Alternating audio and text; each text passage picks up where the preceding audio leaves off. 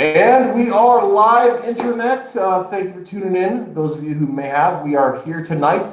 Solo mio. I'm the only Matt in the first hour. Sadly, Matt McGibson has decided he has other priorities. And joining me, of course, for hour one is Jeremy Lott, writer of Movie Men. How is it going, Jeremy? It's going well.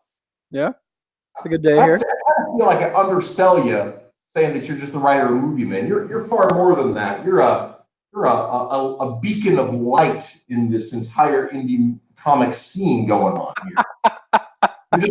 You're just a happy, shiny person who just loves people, and people love you. I think that's an important thing. That's the theory. Yeah. Yeah.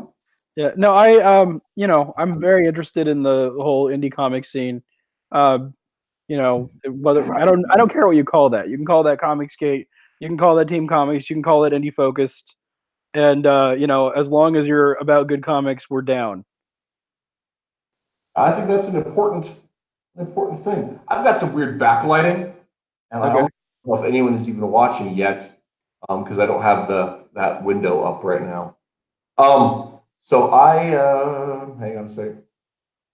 I'm gonna check a look at the live dealio there and take a look at it. Man, I tell you what though, it has been a weird day on the Twitter. I probably should just stay off of Twitter, but I feel like I'm one of those sadly addicted souls, right? Who found themselves trying to connect to some old friends and ended up, becoming a part of the machine there. But hey, man, people are heated over what I think is pretty silly stuff. So are we talking about the Doug Tenable stuff? That's part of it. Okay. But yeah, I don't know. I shake my head over a lot of that. I just don't he wasn't going to be able to use the CG label for this campaign anyways because he doesn't own the rights to Earthworm Jim, and right, of course. So he was like, that's not my promotional vehicle here. So and then I don't know, things it's like in Anchorman, where he goes, well, that escalated quickly. And it did. It's one of those things where the strange thing to me about the entire deal is, are we as a community, and I know there are certain commentators that hate the word community, but it's because they don't really appreciate the English language as well as they should, in my opinion. I'm going to be snide about that. Okay. But in our community, everybody says it's about good comics. Period. Right? If it's really about good comics, then we really shouldn't care where they're coming from. Well, okay, there's two prongs. It's about good comics and it's about professionalism. I do think those are both kind of important bits of this whole thing. Yeah, and I'll concede that. I'll give you that. I think that's a fair line in the sand, right? Because really, if it's a storytelling business, and regardless of who says what, it's definitely that. Yeah. Right? But if it's a storytelling business, good comics are part of professionalism, right? Yeah. So that's a given, right? Because you can't tell, and obviously, if you don't understand the human condition, you're going to end up not telling good comics. I think that's like to poke fingers. If I may, you look at Mark Waid's production over the last decade versus what he was doing, before social media. Comics were just better back then. Yeah. Well, he even said in some video recently, I discovered social media and it destroyed me. Accurate. Get off. Yes. Yeah. Well, and it's one of those things where it's just like, if you know, then what's your excuse, man? Just jump off. Just bail out of that sphere and get back to the heart of it, Yeah, and look, I don't believe in block bots or things like that, but I do understand how horrible Twitter can be, and honestly, if you really don't want to get poked all the time, you're gonna have to block a lot of people. Or the other option, right? And this is, I think, perfectly legitimate. Like, there are people that are like, I don't want to be bugged on Facebook. Facebook is for me to connect with my family and high school friends. Yeah. There's a private option, right? You set your privacy to friends only, and you only accept as friends the people that are actually your friends. Yeah, and I know some people who they say, who are comic book creators, and they say, look, Facebook is for friends and family. Twitter is my public thing. And that's completely legitimate. I get that. That's not what I've chosen to do, but yeah, it's a thing that can be done.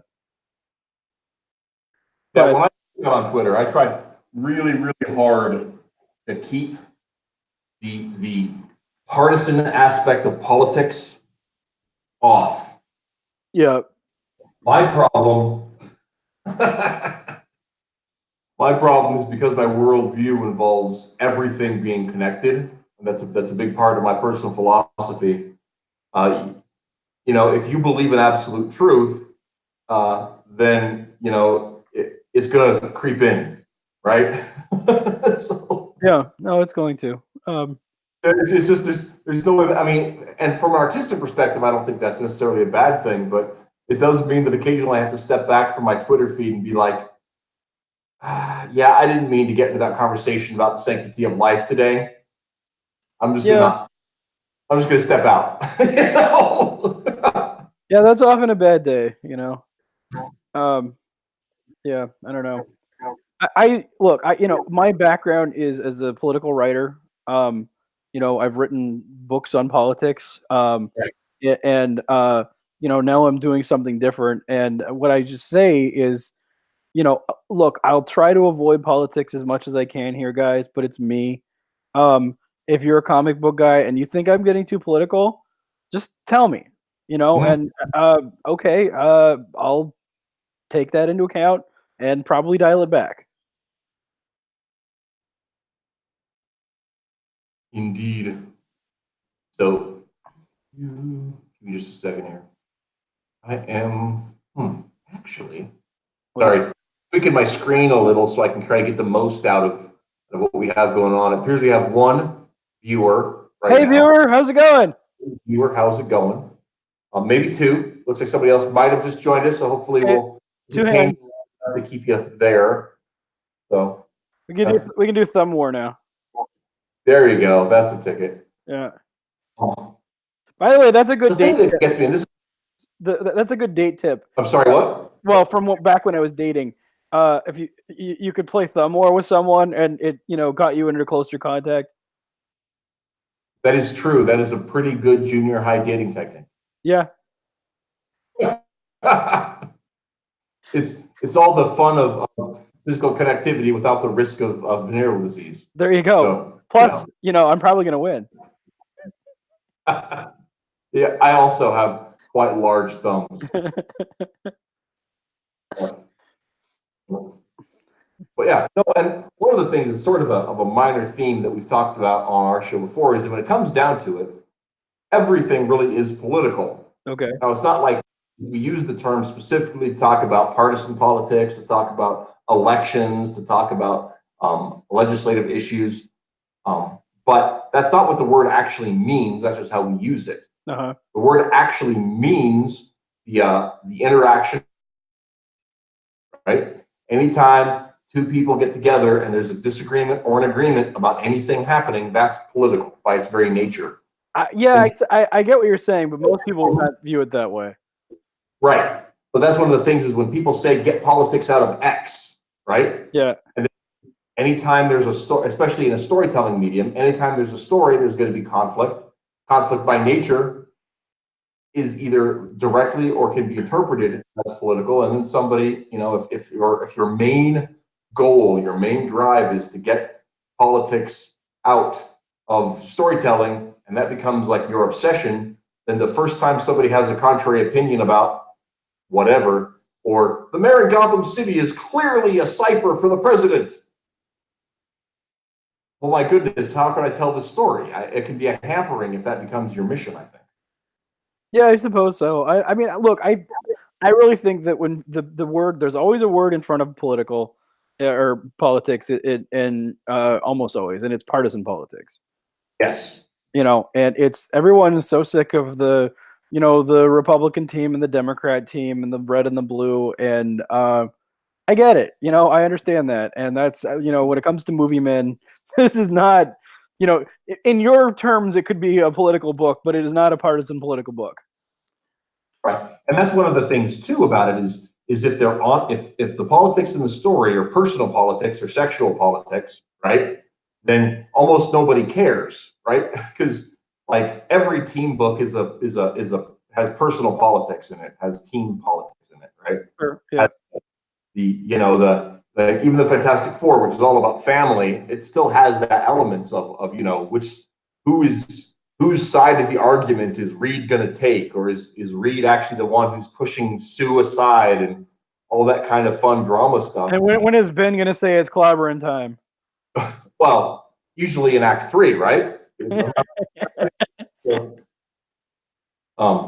yeah, so that's the kind of thing that I think that sometimes gets neglected, that level of, and people get sick of the word nuance.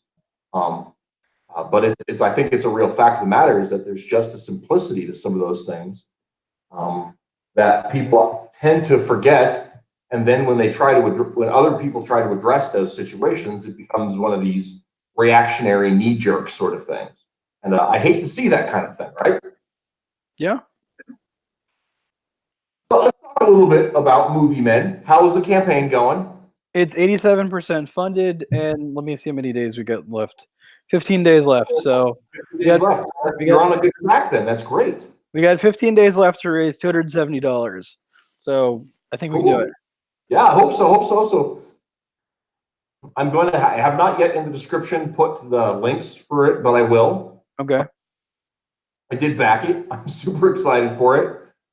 I don't know if I told you last time I had you on to talk about it. It was sort of a whim. I was not familiar with the project at all. And I had talked a little bit on Twitter and a little bit on Facebook about stuff, and I liked you. I liked your positivity, and having a Chuck on for Sporkman because you guys launched the same day. It was kind of a whim, and I hadn't really looked into the project. So when you came on and we were going over the crowdfund website there, I was struck. I was struck by your artist's line work, and it touched something. Good. Damn right. Oh man, it's such great stuff.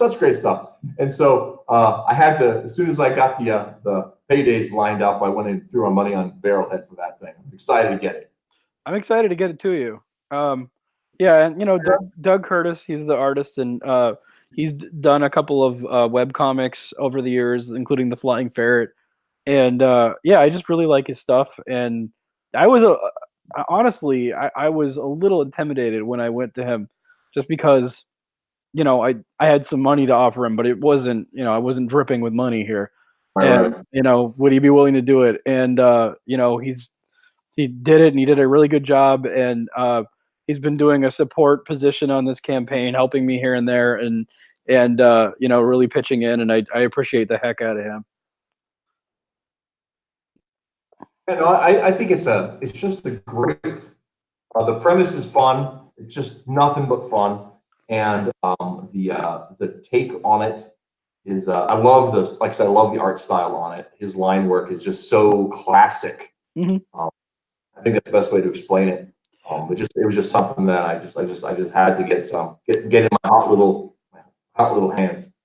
And one of the things that questions I have about it is like. I was talking the interview today over with my wife, my lovely Amy, who's back at home. We were talking about the campaign, and the thing that hit me. You've got how many main characters? How many of your ushers or whatever they are? 5 names of jobs in theaters. Sorry, you skipped a little beat there.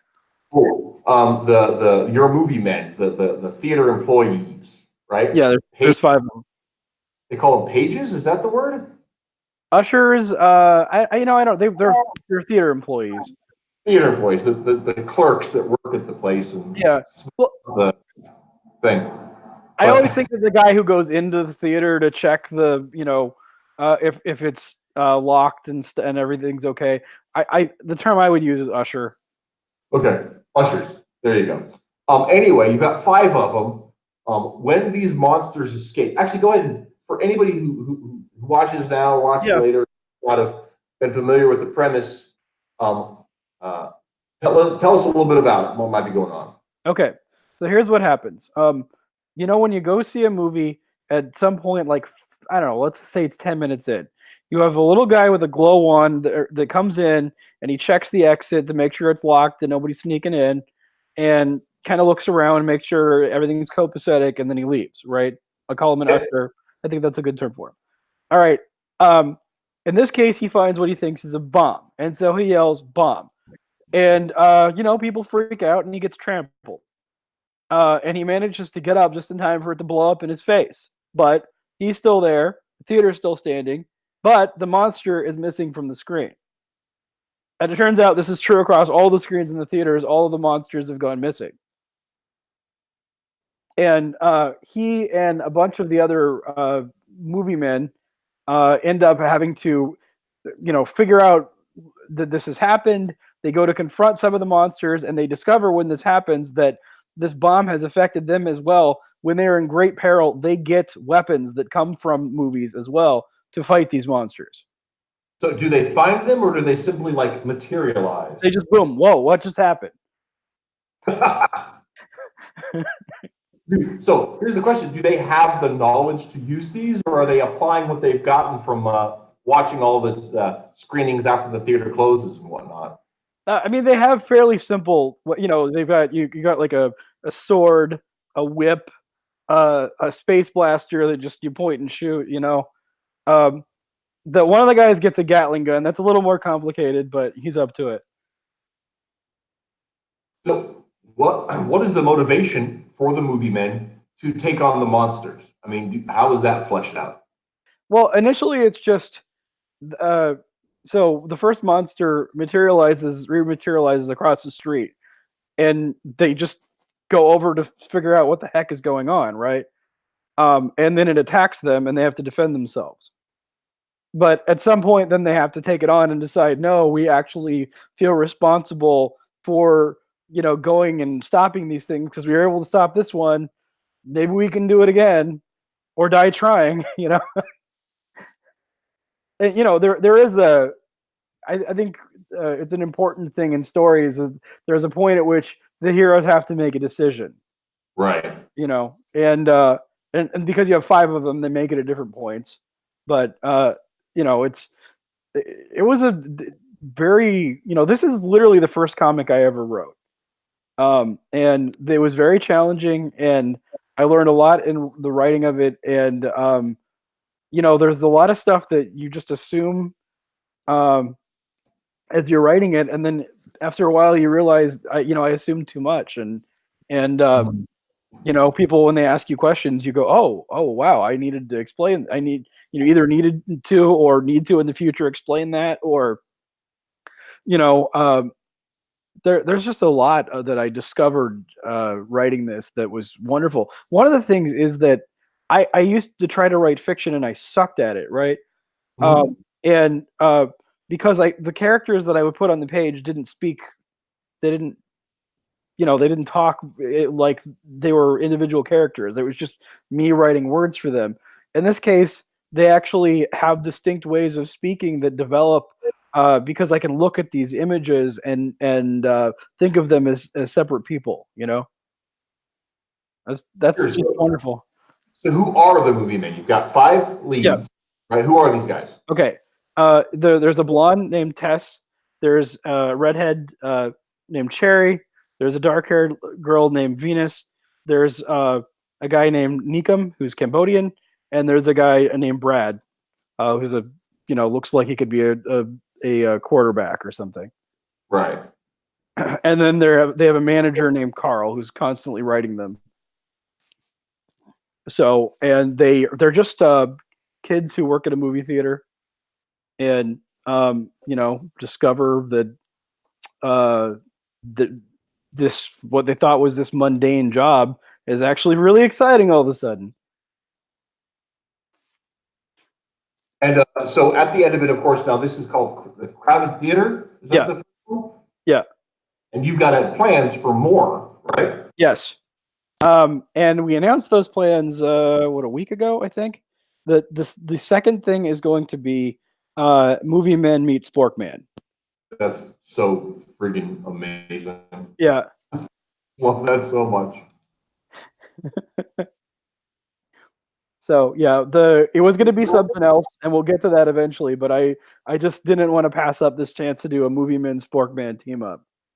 Yeah, I don't want to get too much into the weeds on that one, but that's the good stuff right there. Oh yeah, I love Sporkman. I like the guys that do Sporkman. So Yeah, they're super cool guys. I've had them on the show several times, and of course, I'm anxiously awaiting their book just wrapped this week. Their Indiegogo. yeah, I'm anxiously awaiting. I think they're looking at shipping out in June or July, something like that. July or August. But I'm stoked for that. So I personally, I gotta say, I'm picking up the trade version, Mm-hmm. the whole thing collected, because Brad Ashworth's cover. Oh my goodness, that's so amazing. I love that guy. I was an early backer of Handyman. Was mad when it didn't make it the first time. Glad that at least it's happening now. So Yeah. I am. I was just talking to him earlier today, and he was mentioning that he's going to be doing a Kickstarter too. okay, Able to put the nickels and dimes together for the Indiegogo campaign. So yeah, we'll see how that works out next month for me. But Handyman looks really good, but his style is just so dynamite. And my goodness, that Sporkman cover, I had to have it, had to. yeah. So I'm a big fan. I've got my filing cabinets and bags and boards and alphabetized, and I'm a real 90s nerd. But when I had that cover, I'm like, we're ruining a bookshelf for that. Yeah, no, they've done a really good job of getting people to go out and do art for them, that have really added to the project. Yes. So I'm very happy to see that. With Movie Men, we have a couple of pinups. One is by Canellas, the other one's by Sean Hall, and I love both of these pinups so much. So Now, Canal is one of the giant robot, right? yeah, that's right. His stuff it's been really fun to watch his style, like since he's been able to get so much work. Yeah. He's put so much time into it, and like just kind of seeing it evolve and finesse. The early stuff seen of his, I still really like. And so I'm not trying to just do a compare like, oh, now he's good, but it's just like seeing that evolution that in another artist is really fun to see. Well, if you read Iron Sights, right, you're watching him improve page by page by page. Yeah. He gets better and better as it goes, and he it was not an easy thing for him to do because he likes to draw more fantastical things, and this was just a crime story, right? But he really rose to the occasion, and it's just fun to watch that happen. Right. Yeah, I actually really liked Iron Sights. It was not a perfect story, but I thought for what it was really good. Yeah, I was one of the proofreaders on it. Oh yeah. So if there's anything that got through, you can blame me. Okay. Oh well. Yeah. I'm not here. We'll do it off camera. But no. My biggest complaint with it is the first act is a little uneven. Mhm. But once it starts moving, man, does it ever start moving? You know what I mean? Yeah. And that's part of the thing is just like I said that with that. But it also part of the unevenness in some ways serves the grindhouse feel of the story too. Yeah. No, it's supposed to be kind of a dirty, grimy story. Yeah. One of the things I think is really, funny about Iron Sights, is that people that don't like it, I think they really don't understand it, right? Because they're looking for a redemption story. Yeah. It's like the opposite of a redemption story. No. I mean, it's a classic crime story. Yeah. And it's about people that decide that, oh no, I am a bad person. I guess I'm okay with that. My Uncle Larry had this crime story kicking around in his head for years, right? And he'd always wanted me to write this as a novel, and I, for various reasons, didn't want to. Partly because I'm just not. I don't think I'm a novelist yet. And So I got an extra copy of Iron Sights, and I said, read this. And if you think that, this is what you'd like me to do with your story, then I think we can make this happen. And so he read it and he was impressed. And so at some point, I'm gonna turn his story into a comic book. Cool. Yeah, That's really cool. I have so many comics in the hopper right now. It's crazy. Yeah, no, I have that feeling too. I mean, I know you know a little bit about my journey. I've been making comics for web and print in utter obscurity and relative failure since 2006. Yeah. Yeah, that was actually none of those on those ones. Mhm. That first one Yeah. that you showed there with the monster mini special. Mm-hmm. Those are my story, written by my partner Chris Lawton. Okay. And, I just want to show people these because you don't yeah, always showcase them in these shows. that's true. That's true. So I just Have you got a chance to dig into any of them yet? I haven't yet. I've been incredibly busy this week. Yeah, it's been a busy week, that's for sure. So, Yep. So just wanted people to see that. we've been writing, working on stuff for a long time, but I can't remember what my point on that was. I got distracted seeing my books. Oh, sorry, shiny. It's okay. But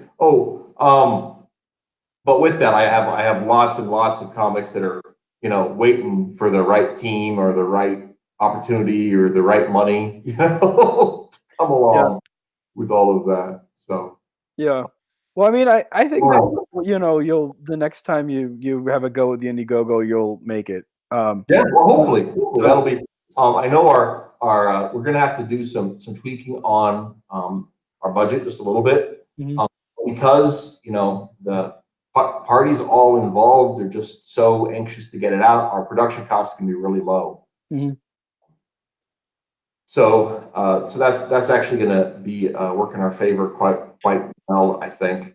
But one of the things we really want to be clear about with that is we want to talk about some of the projects that are waiting in the wings, and really let people know that we're not just looking for funding this book. We're looking to build seed money for the company.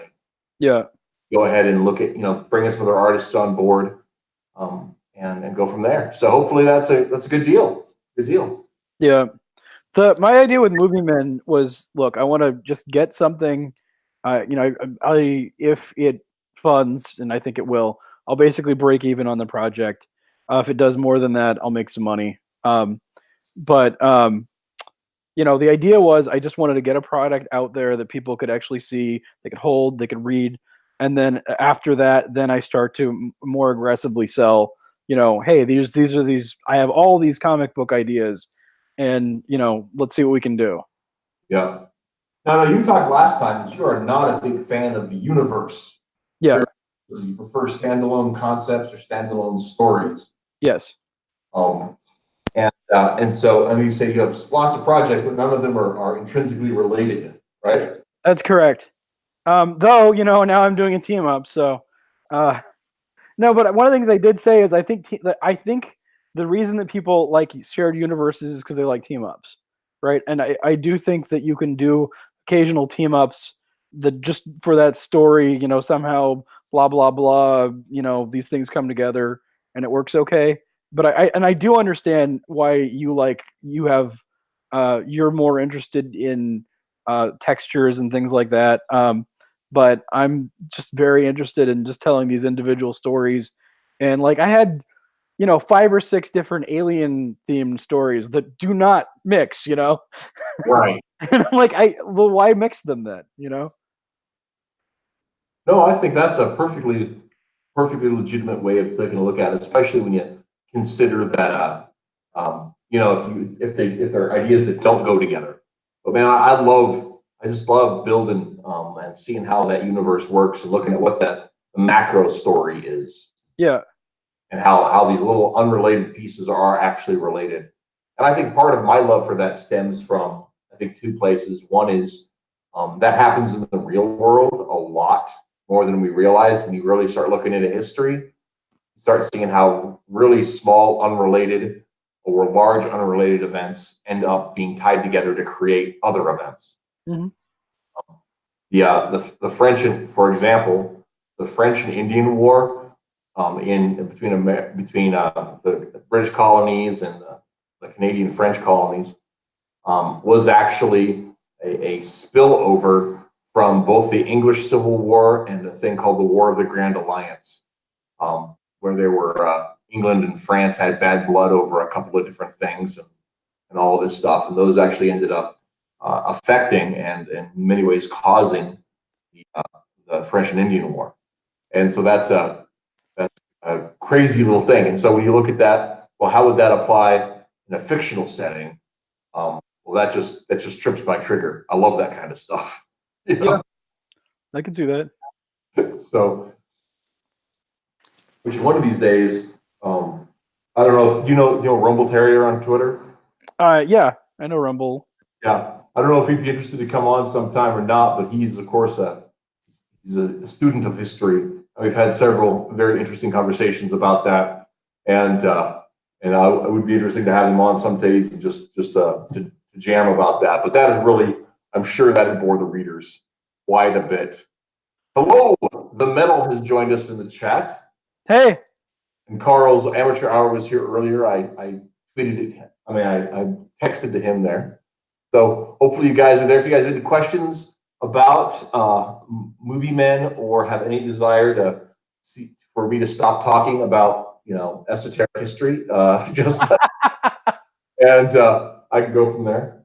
Now I don't know. There's a Matt C. And I can't remember his last name, but he's another webcomicer I met a few weeks ago, and that guy knows the history behind the history, man. Like I thought I knew a lot about that stuff until I started making Matt's acquaintance and following him on Twitter, and he's into the deep cuts.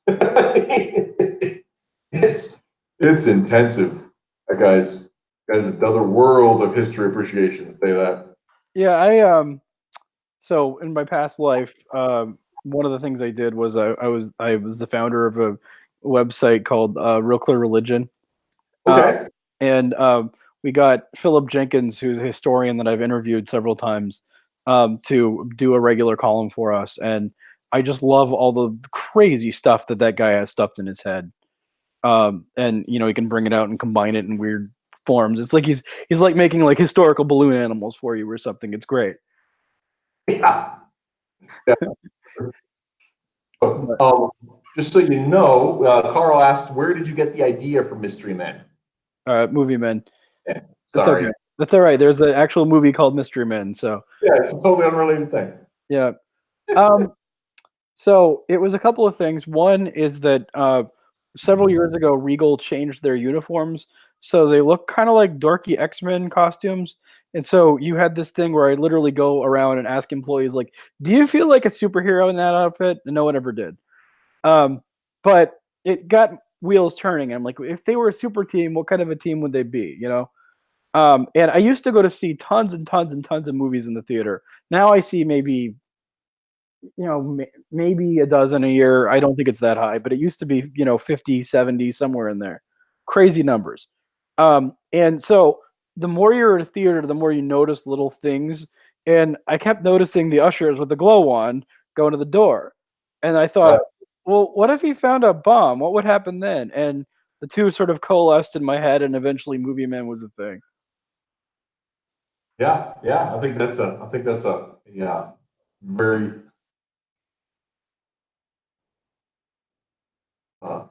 sorry, my brain skipped out for a second. That's okay. No, yeah. Hang on. I gotta remember what the heck it was. Okay. I swear it. So with that, of course, we talked a little bit about your characters and we named them off. Mm-hmm. You're like a team leader. What's the dynamic between them going to be? I think Brad is kind of a leader, but he doesn't. It's just because he can kind of take charge in certain situations. And it's mostly just because he thinks very logically and just tries to lay things out like, okay, then what? What do we do? And he makes them think is the biggest part of his leadership, I would say. Plus he has a Gatling gun. that actually it reminds me. It smacks of the dynamic in Night of the Living Dead, right? Okay. Because they have the situations, and you've got the black fellow that ends up kind of being the one that rallies people together, just because he's the only one that's not so freaked out that he's reacting emotionally. Yeah. Yeah, Brett isn't based on an old roommate of mine, but I put a line that Jim used to say into his mouth because it just fit. And at one point, Brad goes, "Well, I guess that makes sense. If things that don't make sense make sense." So I had a fun time with that. Is there another question? You've been working on it. How long have you been working on Movie Man here? It's been percolating in my head for a couple of years, but I wrote it last year. I took 2 weeks off and wrote it. And I had already Doug Curtis had done the designs at that point, and then I took the designs and wrote the script, which was I want to say it was 2,500 words, but that was when it was only 16 pages long. So it's a little longer now because we added 4 more pages in. Mhm. Um, and yeah, so it took 2 weeks of somewhat dedicated writing to get it to most of its current form. And I'm going to assume that you're looking at a full script on that. Yeah, this was a full script. I've done a bunch of different, like this was a full script done in advance, but then there was 4 pages of additions that not just tacked onto the end. There were parts where I thought I had uh about this from having written comics. There's times when you cheat, when you skip things and you think maybe I should have included that, right? And there were some things like that when I finally sat down and said, well, I don't want to just 16-page comic. Um, there were some things that needed to be included there. Yeah, no, I absolutely. The web comic I write right now, Force of Good and Evil, one of them anyway. The storyline we're at the moment, I originally had shot for being 24 pages, Mm-hmm. and as I looked at the outline, because we were doing it Marvel style pretty much, as I was looking at the outline and the art that came back and everything, I realized that it needs extra stuff so that we have the character beats go like we need. Because for some reason in this story, I decided we needed a cast of like 23 people. And so to be able to get the dynamics, the characters where I want them, so that they have chances to evolve on the page, I'm having to take pages and split them apart and add extra panels and all kinds of stuff. Yeah. I've got a couple of artists that are less than happy with me about that, but they also are amazing product right now. Yeah, 23 characters. Yeah, I could understand a little bit of discomfort with that. Yeah, it's my particular burden of whatever the hell you want. I don't know. I had a hard enough time introducing Yes. introducing 6 characters, which is essentially what you have because you have the manager and then the 5 movie men. Right. And I had to sort of juggle them, and I realized this is harder than it looks. So. Yeah. Oh, definitely. And one of the most difficult, I think it's fair to say, one of the most difficult things about writing scripts, writing for comics, or novels too, for that matter, is taking the time to develop the voices of the characters. Yeah. That they don't have that copy and paste dialogue going on. Yeah. For me, if I can see them, they tend to find that groove on their own. Mm-hmm. There's several comics that I'm almost got together. One of them is called Beer Man, and it's 1 page from being done. And I realized that what had happened in terms of my writing dialogue with characters, when at one point he swears, and it's not that I don't swear, but I don't swear the way he swore, right? So this Right. is, obviously it's coming from my head, but my head is saying he doesn't sound like you. So I don't know. I thought that was interesting. No, I think actually that's one of those things too that you got that you grow into as a writer is learning how other people speak. That's a real challenge sometimes. Yeah. Mike Barron, what he does a lot of times is he goes out in public and brings his notebook with him, and he just when he hears interesting scraps of dialogue or idioms or whatever, he just writes them down and Yeah. stuffs them into his story at some point. Now, have you ever had a chance to meet Mike Barron? No, we've talked on the phone once. Yeah, he's I'm out here in West Nebraska, and he's in Eastern Colorado. Mhm. The indie comic scene intersects.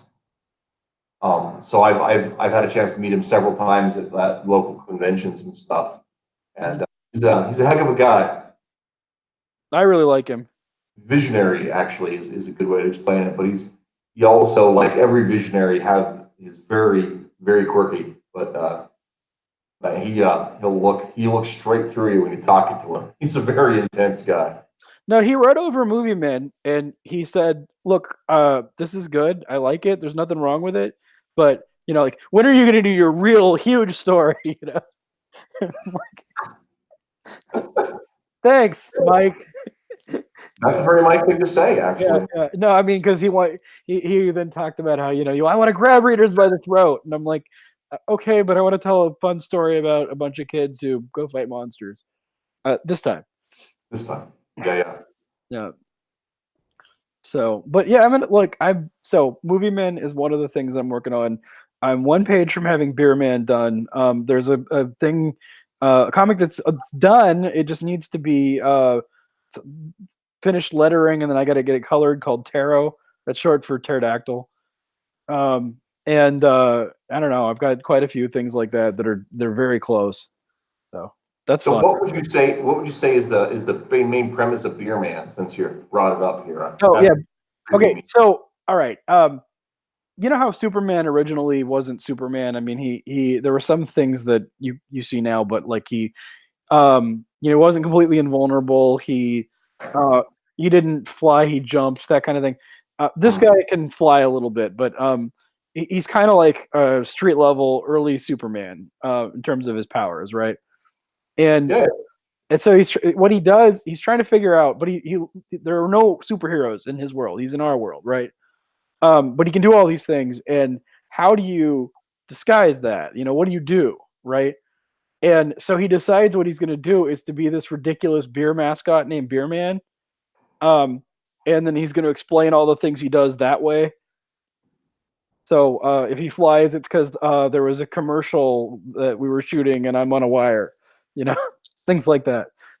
Right. So he's down low, but not. Yeah, he's basically early Superman pretending to be Duff Man. Yeah. Yeah. Dig that. I can dig that. So, yeah, that's Beer Man. So, and I've got this crazy, wonderful Turkish artist named Alper Gekkel who's putting it together.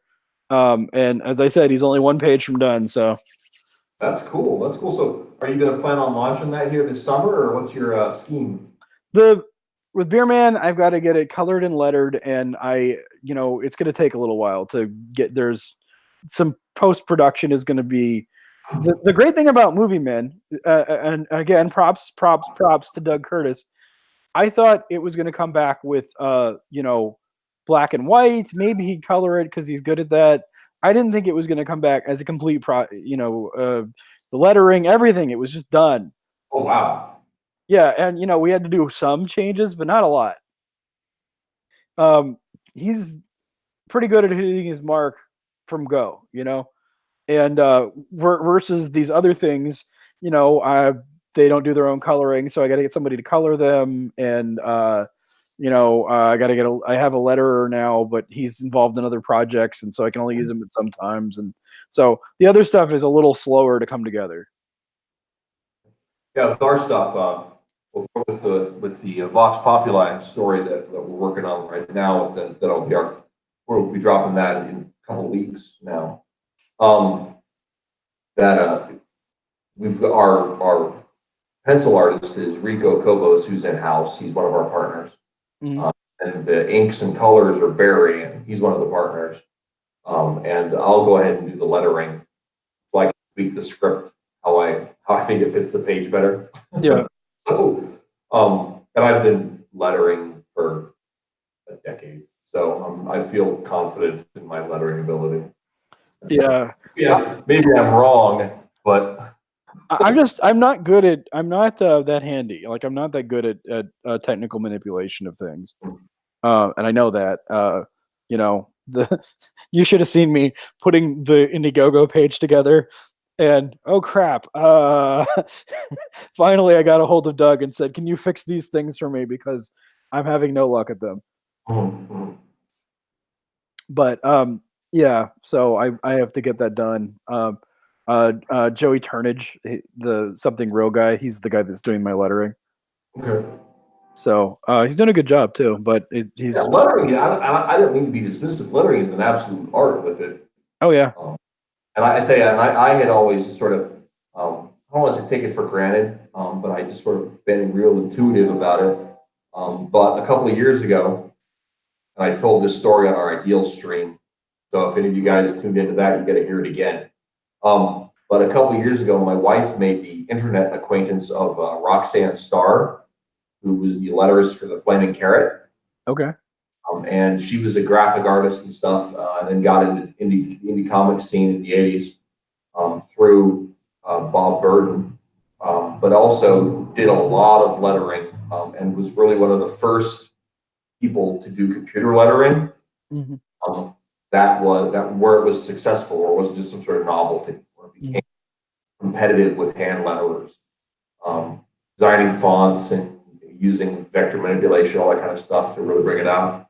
Like I said, my wife made the internet acquaintance of her over Facebook. And I'm not sure exactly how that happened.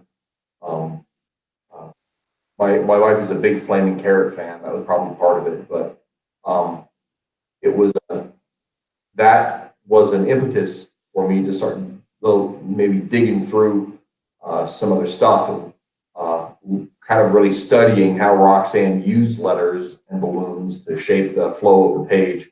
And it really opened my eyes to some of that kind of thing. So Yeah.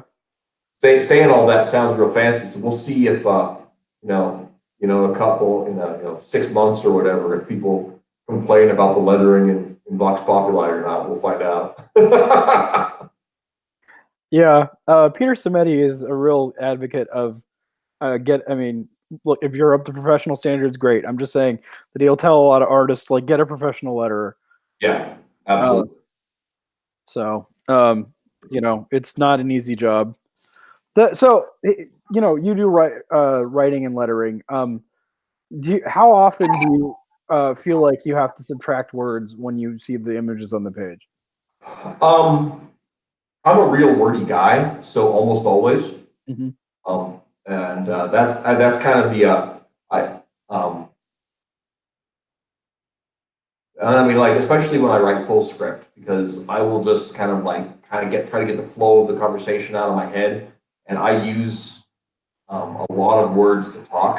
Mm-hmm. And so with that, I'll always pair words out when I'm lettering, because I also want my characters to sound like them, not like me. Mm-hmm.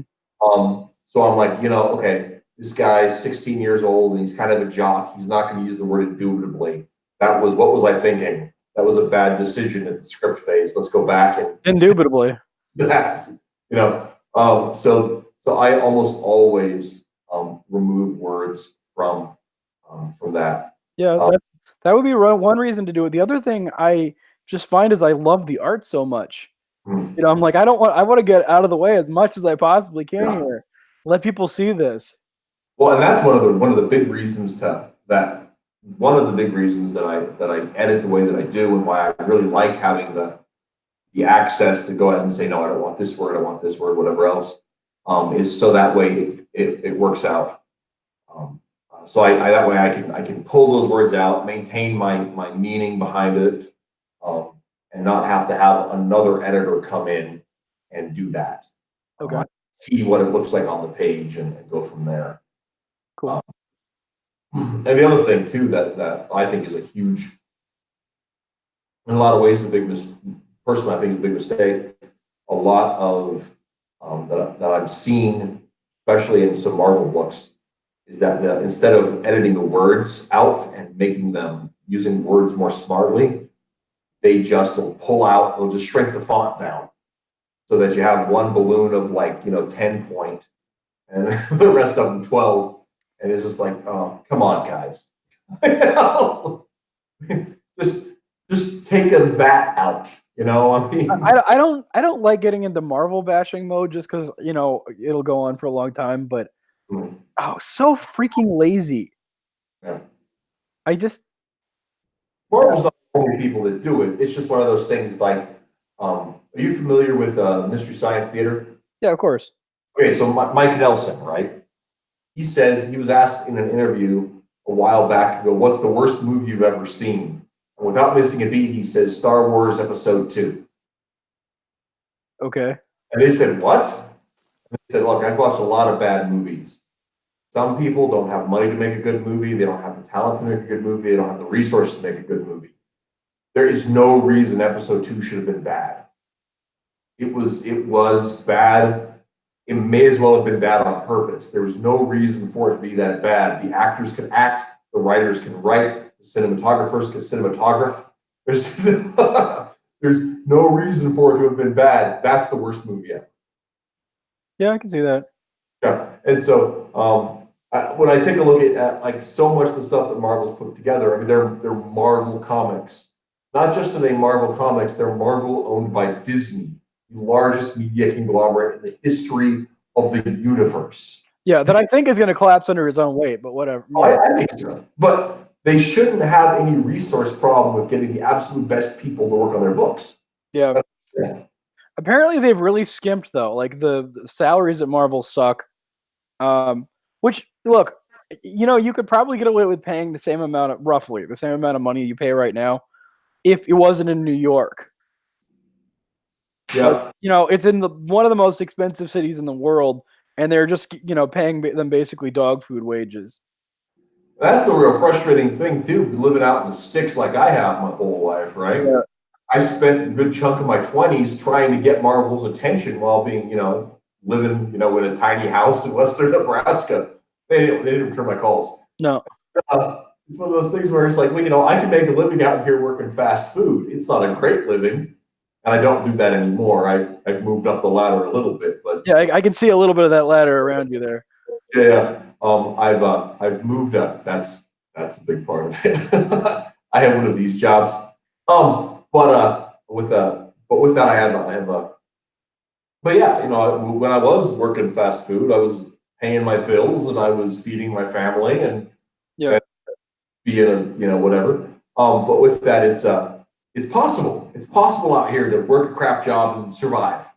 And if you survive long enough, you accidentally find yourself thriving because the cost of living is it's low enough to do that. When you go to those big cities, if you don't have to wear a tie to work, forget about it.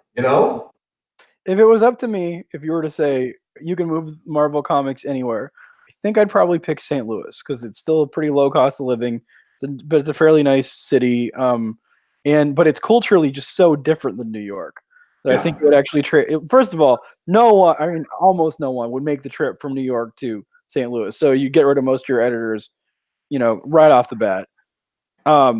Then you'd hire a bunch of locals or people who wanted to move to St. Louis, right? And I just think it'd be a much better company. Yeah, it very well could be. It very well could be. Do we have any more questions in chat?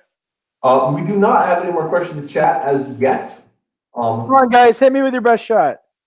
Yeah. Ask me the meaning of life. Oh, hey. The metal said if I had Marvel's resources, I'd be like a Nazi with quality control. No, you look at this like the difference between where you just decide to use different font sizes on the same page, and you go 9999999. It's the soup Nazi. But no, I mean, I have to agree. I mean, when you're Marvel, just because you're on the top doesn't mean you've got it made. You got to protect the brand, right? Yeah.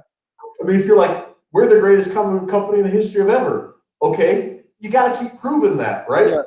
Somebody who's up to take the belt, and I don't understand why. Actually, it's exactly like I've got to go back to this slight. I don't know if you've heard my rant about this yet. My slight little rant about Avengers Endgame. Okay. Point. Okay. One of the things I couldn't stand, and I didn't mind it at first, but the more the movie went on, I couldn't stand the Hulk, right?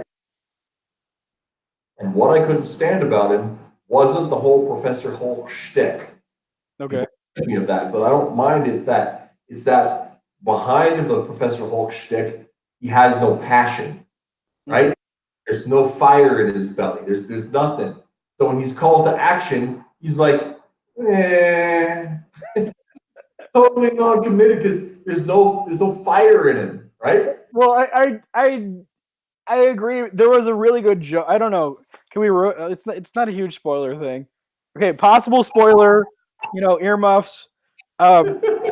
The there's that bit where they go back in time, and obviously he's going to try to act like himself at that time. And remember the original Avengers movie, Captain America's orders to him were Hulk smash, right? And now he's got Professor Hulk, and he's like, you're gonna have to do some smashing, and he's like, it seems so gratuitous. Yeah.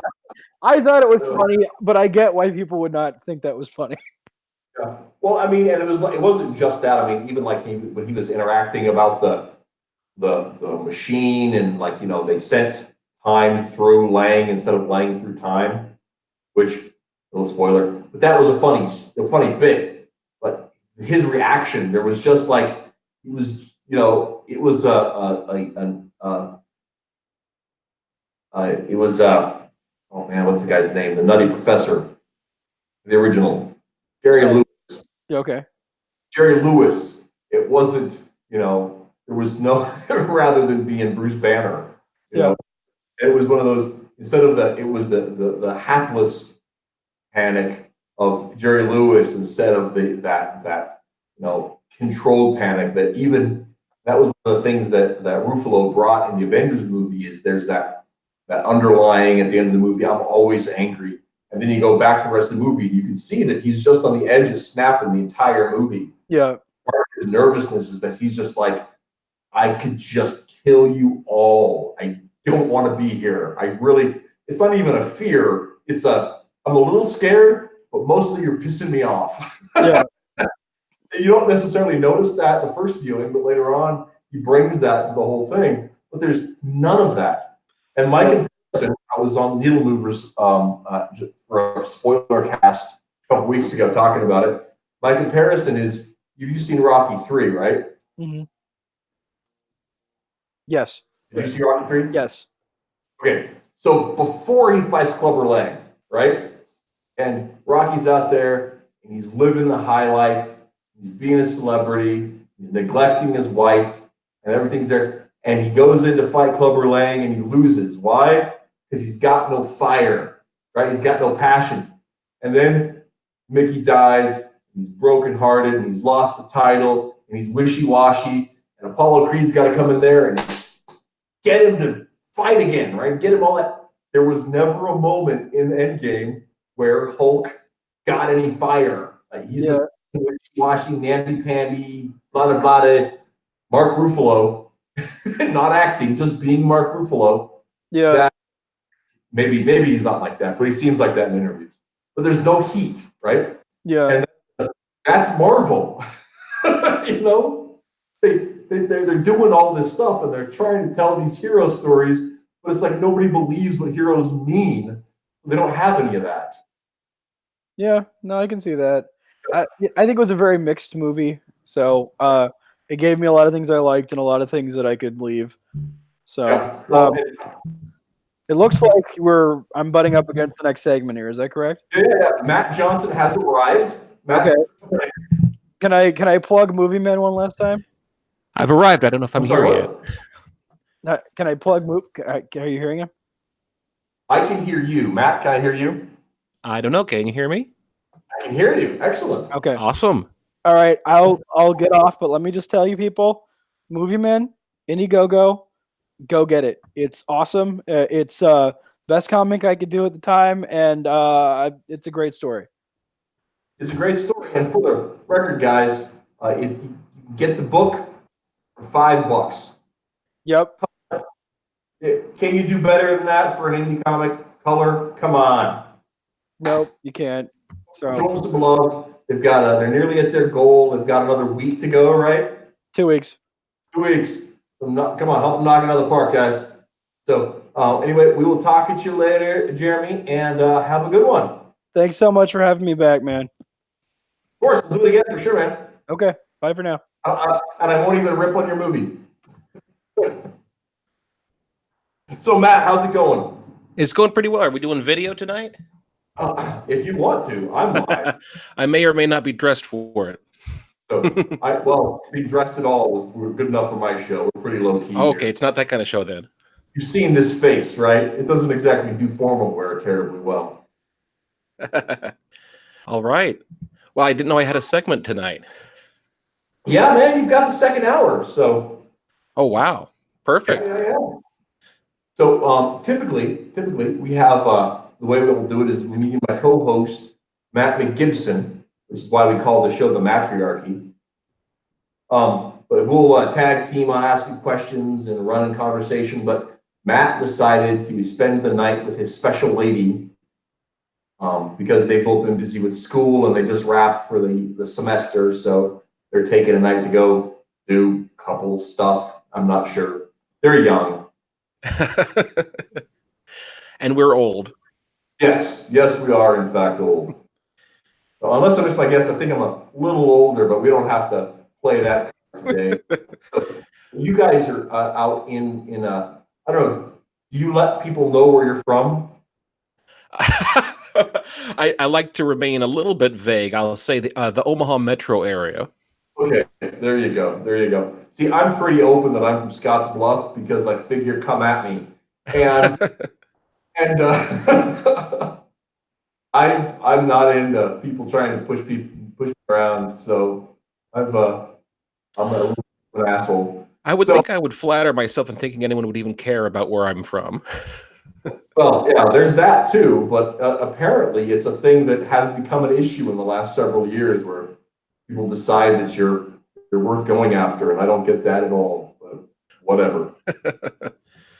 If you have enough bad opinions, you start making enemies online. Bad opinions on the internet? You're kidding me? I know, right? It's like one of the things was I didn't used to use my face online so much, and I was voicing an opinion, and somebody was going off about me having an anonymous account, and I said, "Listen, the internet is the home of anonymous slander. One, two." I've given up on that. It's been too long. I'm out. Well, so this isn't like a Discord channel then, is it? No, this is YouTube. Oh, yeah. We're the big show. Oh, absolutely. How many viewers do we have now? Are we going to do any of the super chats? And how do we split that revenue? I don't have enough subscribers for super chats. I'm very low key, but I do have three. We have three people tuned in right now. Two of them, I think we have another webcomicer. Actually, both of them do webcomics. One goes by The Metal. Okay. I don't know which metal it is. He doesn't say. And I'm guessing maybe aluminum. I don't know. And then there's Carl's Amateur Hour, and both of them do webcomics as well. And then there's a third person apparently who is not partaking in the chat, so I don't know who they are. Well, okay then. Good way to find out. But I don't really understand all of YouTube's weird tools. Oh, this is all new for me too, because I can't even see any of that. So you guys, you wouldn't be able to. These three people can chat all they want about me. I won't see a word of it. Yeah, I'll have to tell you about it. So if they bring anything up. So Matt, of course, I met you back in I didn't actually meet you there. I became familiar with you back in the Genesis days. And we didn't really make acquaintance until years after that. But why don't you go ahead and let's talk a little bit about why you got into webcomics. Oh my gosh. I think probably because I couldn't get into print, right? So But yeah, I actually did a newspaper comic when I was in college. And then when I got out of college, I thought, well, I'll try finding something online where I can start doing this. So I found an e-zine called About This Particular Macintosh, ATPM, or yeah, ATPM. And they said, yeah, sure, we'll put your stuff up. So I started doing that for a little while. And then at some point, I got unemployed, which was awesome because then it gave me a lot more time to draw comics. So then I started thinking, okay, well, I've got all this time on my hands. I think I need to find a place to put them where they'll appear more often than once a month. And I found this site called Keen Space, which is what the cool people remember it as. And I thought, okay, I'll just start cranking this stuff out. I think I realized at the time that anyone who draws comics has got about 100,000 bad comics in them that they have to get out first. And I'm still halfway through that process, but Comic Genesis was a great way to at least get started on that. Yeah. Now, I have never known, why did Keen Space change their name? It happened just before we launched Forces Good and Evil. Well, mostly what happened is that there's this other place called Keen Spot, and we really didn't want to be associated with them. They're run by these really cranky people, and they have a lot of degenerate anime and stuff going on there. So we really wanted to be something different from them. We didn't want to be associated with those folks at all. So that's kind of how that started. And they were originally going to call it Toon Space.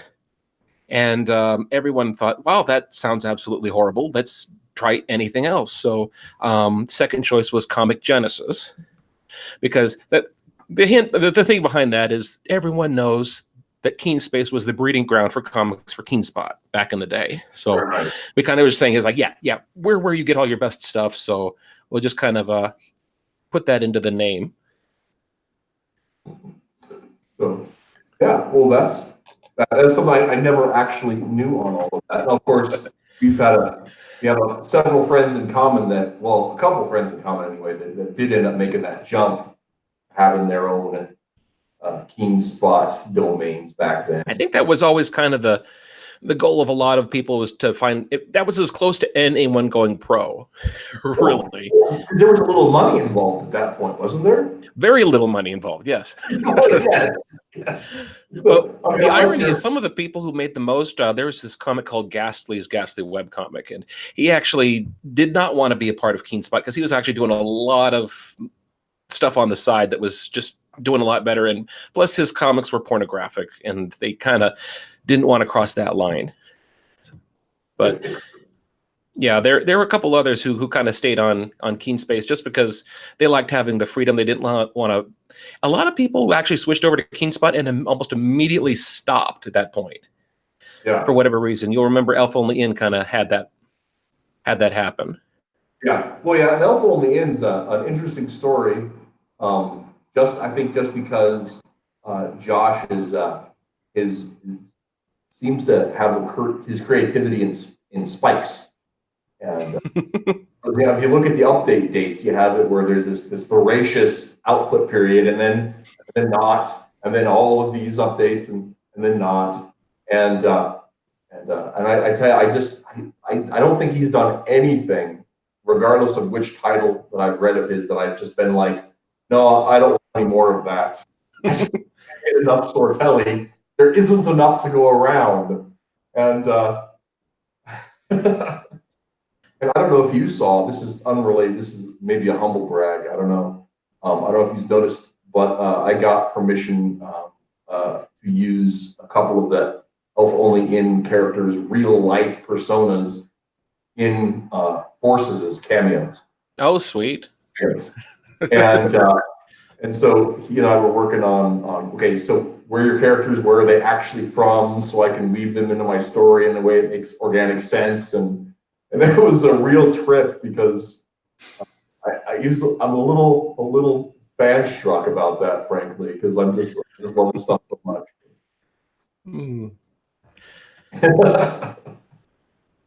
Wow. Probably the dorkiest thing I've done in. I'll tell you what, you I don't know if you missed out completely on the golden era of webcomics, but what made the 2000s so special is that we we got together multiple times in real life to do stuff, and it was fantastic. I mean, I don't know why that sort of thing doesn't happen anymore. Maybe it's because we all just got sick of each other. But some of the most fun we had, and I never got to meet Sortelli, but I met many other people in the Comic Genesis world, and we met up in places like London. We met in Toronto. We met up in St. Louis. We met up once in Nashville, and once we had about 12 of them over to my house. Right. Yeah. No, I've seen the photo. Yeah, I'm a good stalker, so I've seen the photos.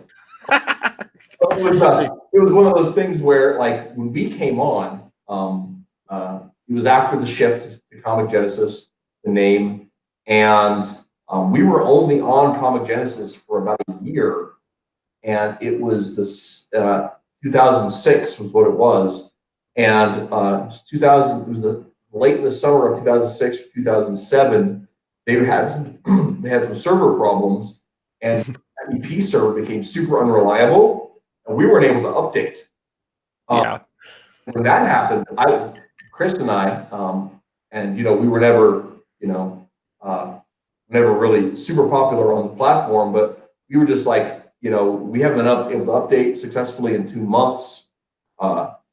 Let's just do our own thing. And so we got some money together, bought some web space, coded our own site, and went on the world like that.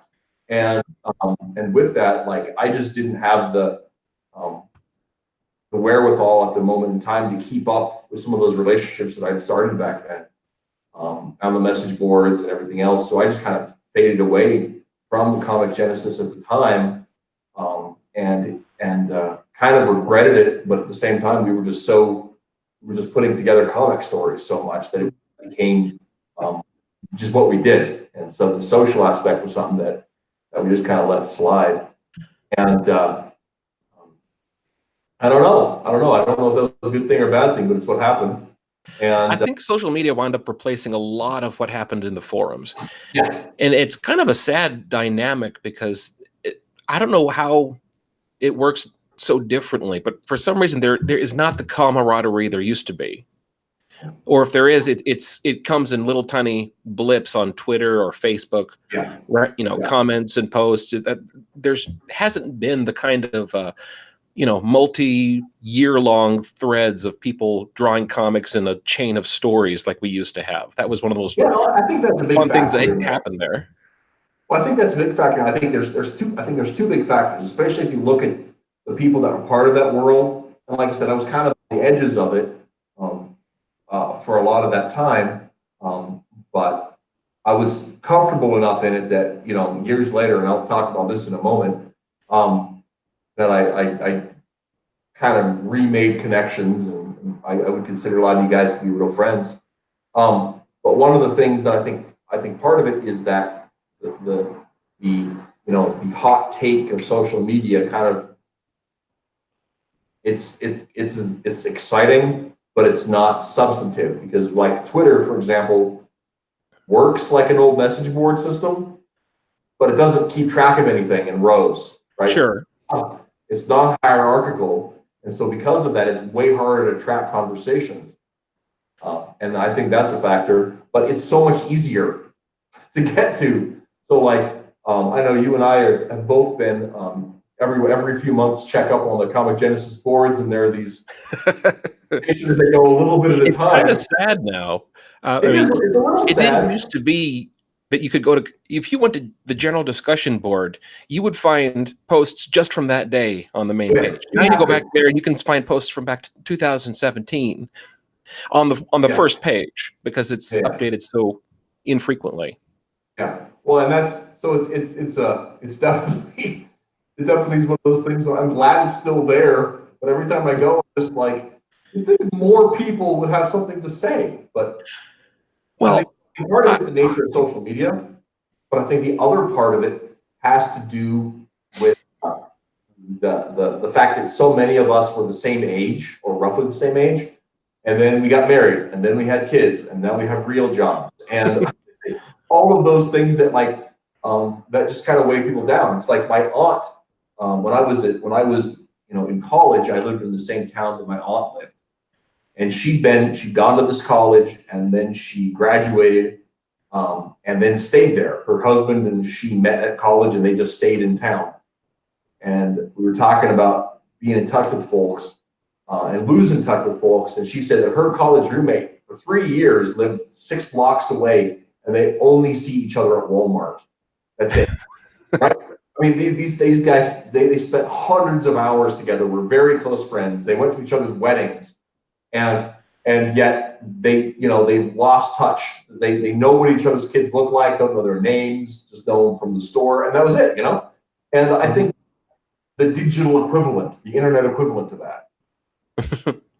Well, I think one of the beautiful things about being single back in the day is that you could just go to London for a week, and that was not an issue.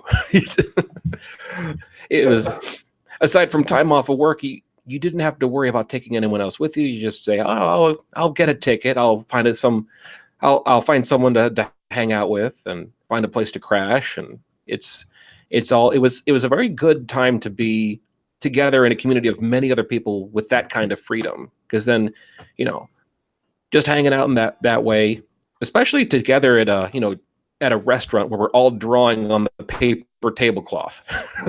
Yeah. One big chain of comics. Yeah. I think in the other part of it, another part of that aspect too, like why, I came in kind of on the tail of that. I wasn't there super long. Another reason that I didn't have some of those connections, too, looking back, is I was already married. We were very poor. My wife and I got married early and had kids right away. And so I had money. So the idea of traveling even to Minnesota for a week to hang out with webcomic friends, that was not on the table. Oh. Now, were you invited to that? Not that one, but I mean, that was one of those things where like people were, just before that happened, people were starting to talk about getting together, and they're like, who's interested? And I did not put my hat in the ring. So yeah, that would have been fun, but not going to happen for me. So. I think what I find strange is that I'm still drawing. This same comic that I started 16 years ago is still going on. Oh yeah. And that's one of the things that's really interesting that I think about your comic. And for those of you guys who don't know out there in the viewership and who watch later, Matt created the comic called Cortland, which is if you could cross Tron, and Office Space together, I think that's probably a pretty good way of explaining it. But it was part day in the life work comedy and part techno fantasy. And I think it's just amazing.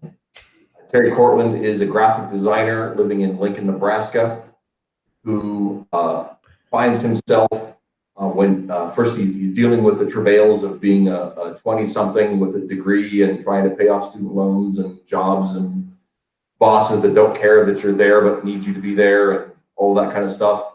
And then he finds himself in the middle of all of this, in the middle of an international conspiracy involving tech companies trying to take over the digital landscape.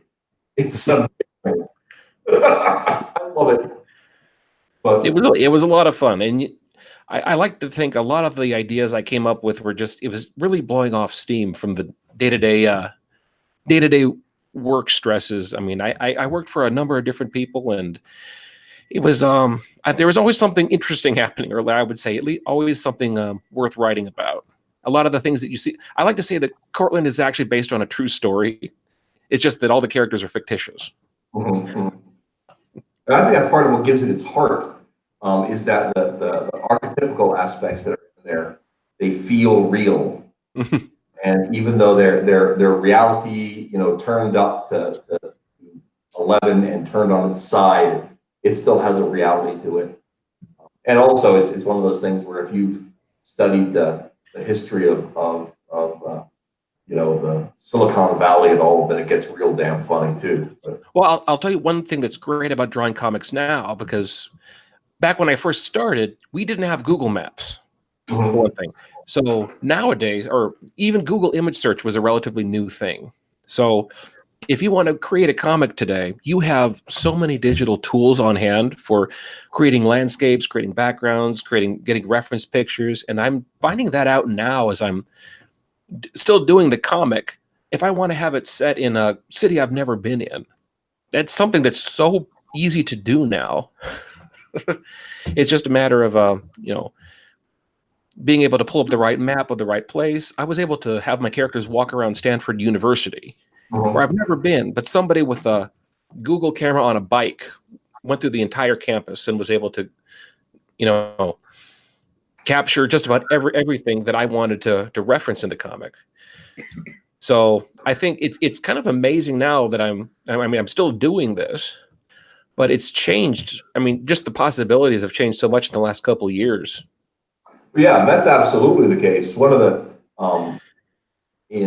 just not the story we're in currently, but the in Forces, the one just before that, I had this big road trip where my characters who are living in Wisconsin travel across Iowa, across Nebraska into Wyoming, right? And that's so this road trip's a big part of that story.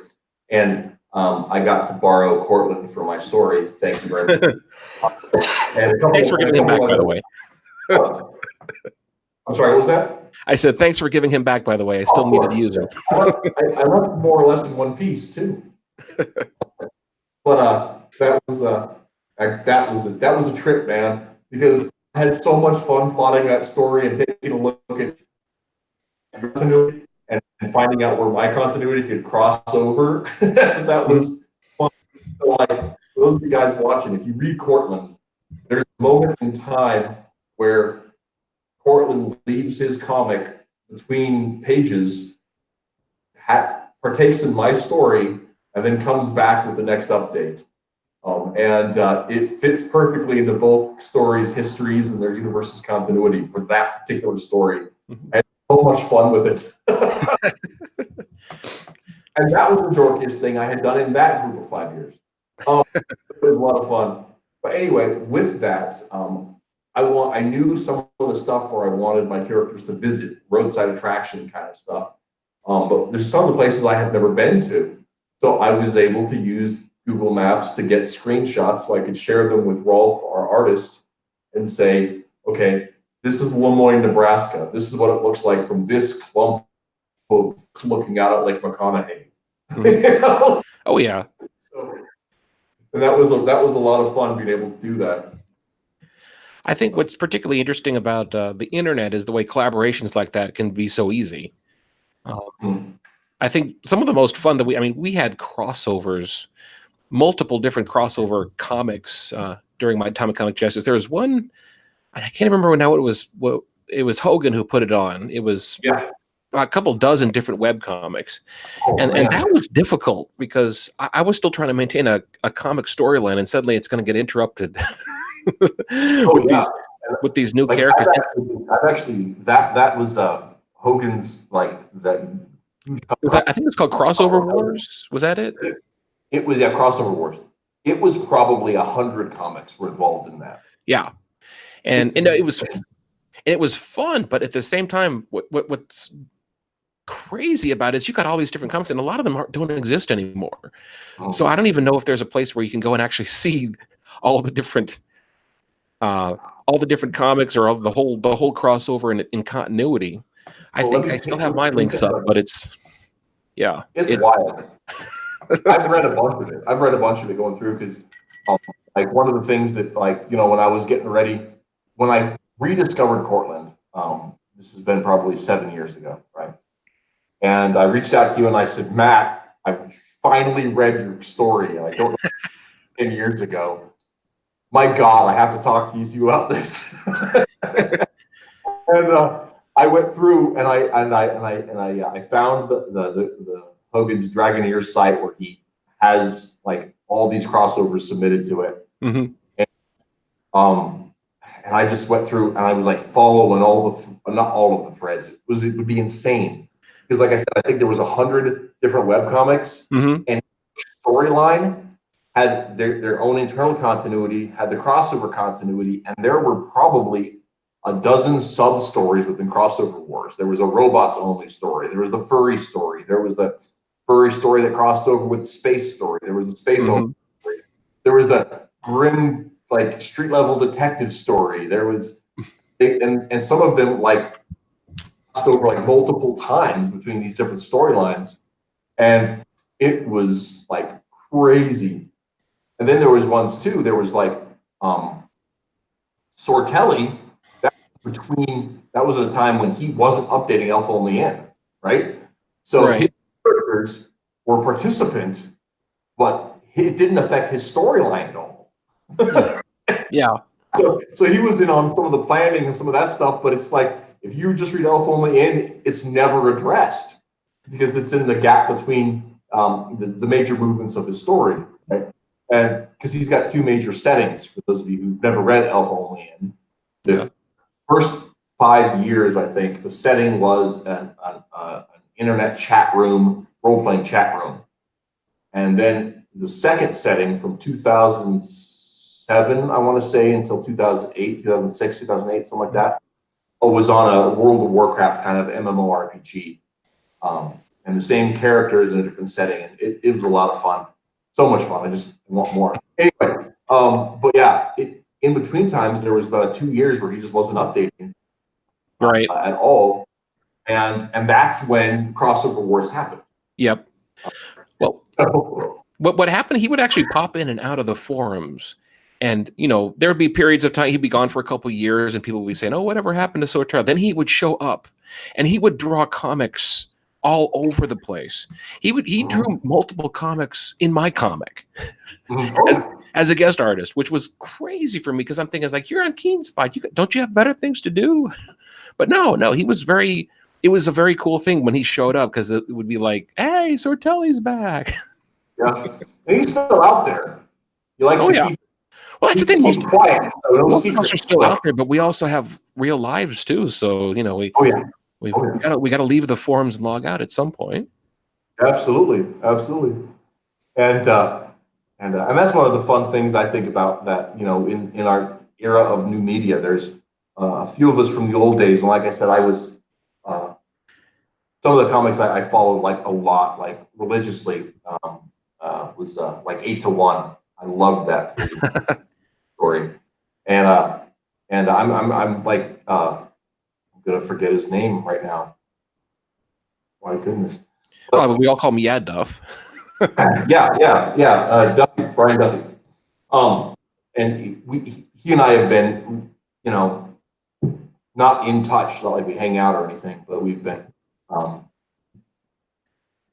We've always, like, even since back in the day, it's not like, you know, shoot an email like once a year or see him on Facebook or see him on Twitter, whatever. So there's been contact consistently, and I'm glad that, you know, whenever he puts out a new comic, I drop everything and read it. And so he's still doing it, you know, every once and again. And so some of those guys are still keeping up on stuff, but yeah, some of those comics back are just gone too. And that's one of the weirdest things. You know, I find myself going through archive.org and trying to sure.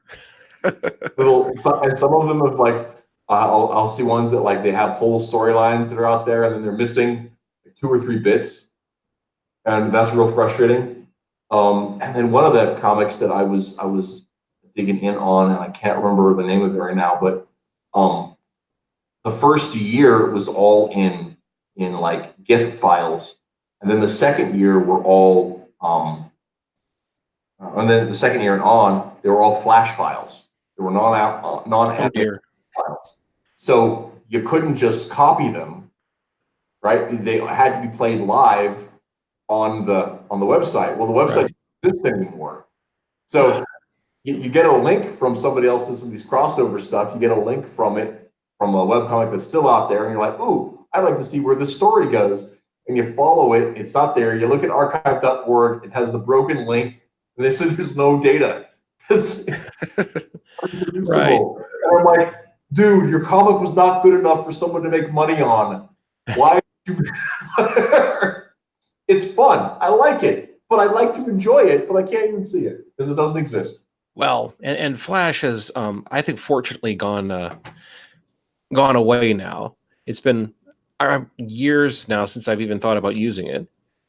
But my goodness, there was a time back in the day when it dominated everything, particularly animation, which it was good for. But at the same time, oh my gosh, yeah, the way it was, oh, just the trouble Flash would give me with the constant plugins and updates and whatnot.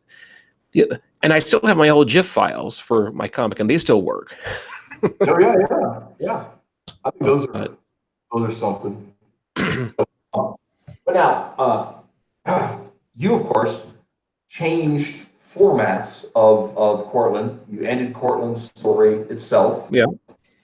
Maybe a little, and not the last story, but two storylines ago, when out of 5 hints. I'm anxious to see where that goes, but for the most part, ended Terry's story and then came back a couple of years later. Was it between? Yeah, pretty. There's a 5 or 4 year gap. 4 or 5 years. Started out at 5. And what is the premise of Out at 5? Yep. What's that? What is the premise of Out at 5? The premise. Well, the premise was that Cortland had to go because he was a Mary Sue. He was a fairly obvious author insert character who I liked for a while, but as soon as I kind of realized, yeah, that's pretty much my character in an idealized role, I couldn't make him funny. I kind of got the impression that, I don't want to have a character like that, so I had to get rid of him. Mm-hmm. And what I wanted to do, kind of from the beginning, was have a comic very much like Dilbert, which was, and the format goes along with that. I actually, before I even started Out at 5, I did a little research on different comic book or comic strip, daily newspaper strip sizes, kind of looked at the average aspect ratio and decided, okay, among other things, I have to make sure that if you're opening my comic in a browser, you should be able to read the whole thing without scrolling. That was kind of the first thing. And then I thought, okay, I want to have it multiple panels, suitable for a newspaper. I actually wanted to submit it to a syndicate at the time. That had always been my dream. But then I started doing it, and I kind of thought, this is still sort of it's sort of a pipe dream, but it was the goal I'd always wanted, was to create a strip that would be suitable for reproduction in a newspaper. So I kind of took the same characters and thought, okay, I'll kind of redo the premise, make it a little more suitable for a daily kind of gag strip. And then at some point, I just got very tired of doing that. That was after a couple years. But that was kind of how the whole format changed, because I wanted to have a comic where every strip was more or less self-contained. The characters and the premise were recognizable, and you didn't have to read through, 5 years of archives to know what was going on. Right. But now I've kind of gone back to the thing that I think is funny about that, though, is even in those early Out at 5 strips, I can see you drifting toward longer storylines in almost every strip. And I know that pain myself. I mean, when we started Horses, we intended to be, short 5-page stories every one. And I was, in my first hour, I was talking about that our current story, I just ended up adding 2 more pages to this storyline, make it 38. And and that's just to give everybody enough screen time to make it worth, why do I have this cast here? Well, see, that was part of my whole goal, was just to start fresh. It's kind of funny when you have a strip for that long, you eventually have all that baggage that comes with it, and you decide, I'm just going to cut all that loose and start something new. But then you kind of drift back because you've created this world, and you it's hard to just leave it behind. Well, that's one of the things that's actually really fun about and that just kind of go back to the concept of the self-insert in Cortland. I think it might be, it's fairly obvious if you interacted with you on especially in the message board days, because that was, Terry was your icon, so that was, it was a fairly obvious thing in that. And a lot of times when people would draw you into guest strips, into the backgrounds, it would be Terry they'd draw in. And they'd say, hey, Matt's guest starring. And I was like, that's not Matt. I know Matt. Well, what was funny, when we meet up in real life, people would call me Cortland. Oh yeah, And yeah. you don't respond to a name like that if you're not used to it. Exactly. Well, yeah, yeah. And I remember they would say like, Cortland, Cortland, Cortland, Matt. And I'd say, what? It's like yeah. That's hilarious. But that's, yeah. What I was getting at though was that like because we hadn't really communicated, I'd seen you around the boards, but we hadn't really communicated before I had read the strip. And even though like it felt like it was that he was a self-insert, there's a lot of reality to his character, right? As he's got foibles, he's got his own motivations that are in the strip. And so I found it utterly enjoyable, despite that, right? And that's one of the things that, like, one of the reasons I was so keen to borrow him is because he's just such a fun character in that regard.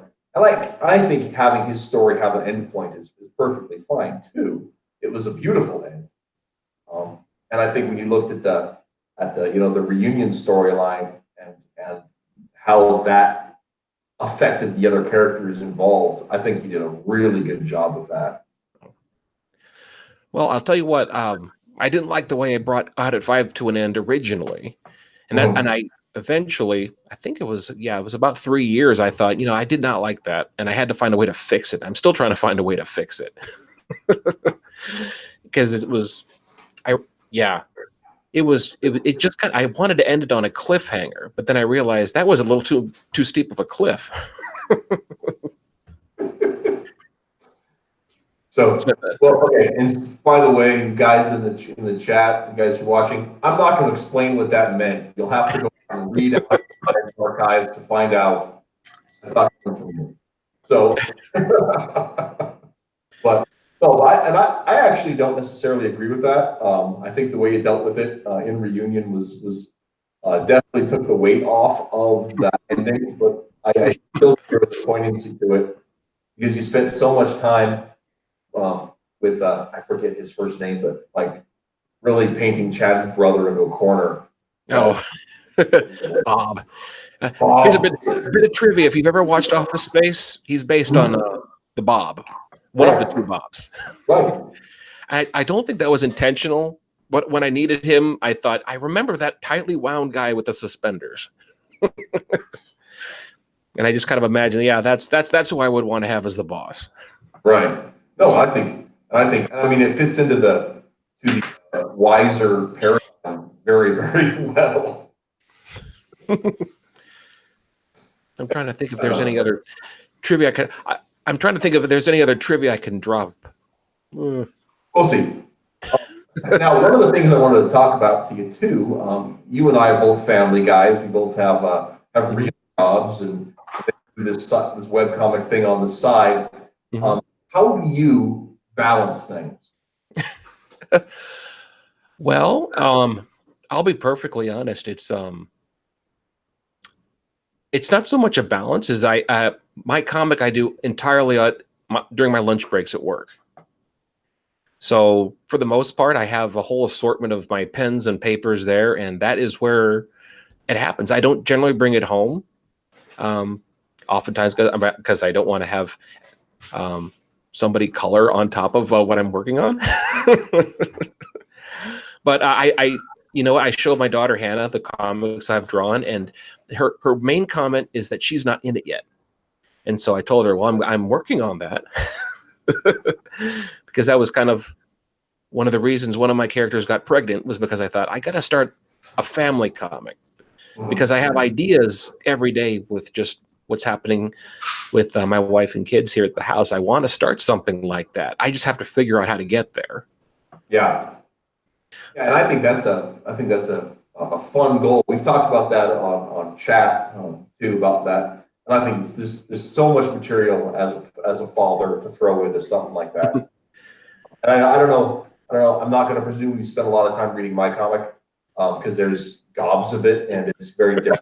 I think that's the hard part, is to know where to start. Because if you've got 1,000 comics, do I start at the beginning, or do I want to get to where things get interesting and Yeah, but with our stories, we're with Forces specifically, we're saying about telling an epic story about high school kids. It's 2 years and how these kids grow into who they're going to be as adults. And so with that, there's not a lot of room for like direct self-insertion or a lot. We're not really informing it on our lives today, based upon the extrapolation of our pasts. So what was it like being a teenager, and how does that affect? And of course, in my work with teens, that's what I do for a living. So I've never been that far from the teen experience. So to keep that pretty fresh in my mind. But yeah, it's very different thing, because the story we're telling has probably since the fifth storyline has had a trajectory. And so we started it trying to just kind of be silly with it, but it started taking shape of this story. We got the fifth storyline called Field Day. And it's just like all of these character dynamics we put in there as material for gags started shaping itself as, it's really an epic. I mean, I'm not trying to oversell it, because it's not like Tolkien level of epic, but there's a lot of characters and a lot of moving parts, and a little silly. Maybe it's a lot silly. Do you have do you have sort of an infinity gauntlet that you're going for? Not directly, but, not within Forces, because Forces will have an end date when our two main characters graduate high school. Then that story will be done. And right now, the story we're working on right now, Panic at the Ren Fair, is August of 2005. They graduate in May of 2006. So there's an end date. It's probably going to be 5 years before we get to it. Yeah, I'm sorry to let you borrow into my characters for that, but I don't think they're going to be where where you guys are crossing paths. Yeah. Oh, I know. I would have loved to have had some people hanging out at the Ren Fair, but that's not going to happen. But like I said, Josh let us borrow some people. That's fun.